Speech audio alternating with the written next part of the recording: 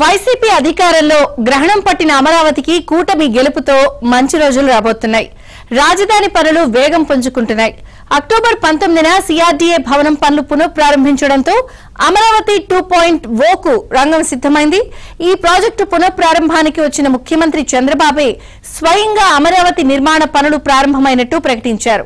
120 రోజులకు మళ్లీ వచ్చి ఈ భవనాన్ని ప్రారంభిస్తానంటూ టైం లైన్ ఫిక్స్ చేశారు. సిఆర్డీఏ ప్రాజెక్ట్ ఆఫీస్ నిర్మాణంలో భాగంగా నేరుటి టీడీపీ ప్రభుత్వ హయాంలోనే 3.62 ఎకరాల విస్తీర్ణంలో G+7 అంతస్తుల భవనం పూర్తయింది. Interior, elevation, electric, mechanical systems పనులు మాత్రమే మిగిలి ఉన్నాయి. ఈ భవనం పూర్తయితే 2,42,481 చదరపు అడుగుల విస్తీర్ణంలో ఆఫీస్ అందుబాటులోకి రావడంతో పాటు సిఆర్డీఏ, మున్సిపల్, పట్టణాభివృద్ధి శాఖలకు చెందిన అనుబంధ విభాగాలు కొలువు తీరనున్నాయి. దీనికి అదనంగా పార్కింగ్, ల్యాండ్స్కేపింగ్ కు 2.51 ఎకరాల విస్తీర్ణం ఉంటుంది. ఇదిలా ఉంటే ఈ భవన నిర్మాణానికి గత టీడీపీ హయాంలోనే 61.48 కోట్లు ఖర్చు కాగా ఈ భవనంలో ఇంకా architectural finishings, interiors, electrical, mechanical systems, ఇతర వర్క్స్ చేయాల్సి ఉంది. బ్యాలెన్స్ పనుల పూర్తికి 160 కోట్లు ఖర్చవుతుందని అంచనా వేశారు. అయితే ఈ భవనం నిర్మాణానికి 136 కోట్లతో టెండర్లు వేయగా L1 కాంట్రాక్టర్ గా నిలిచిన కేపీసీకి పనులు అప్పగించారు.